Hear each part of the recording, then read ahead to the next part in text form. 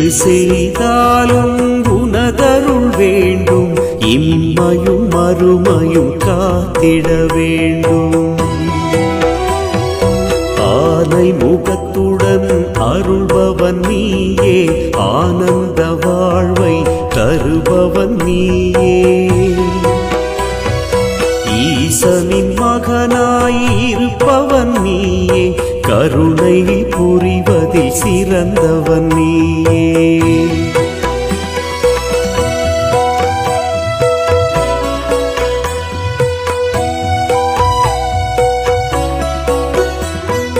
பிள்ளையார் பட்டி பெரியவன் நீயே, பெருமைகள் ஆயிரம் சுமந்தவன் நீயே. இல்லையெனாமல் அருள்பவன் நீயே, எல்லோர் குறையும் தீர்ப்பவன் நீயே. எட்டு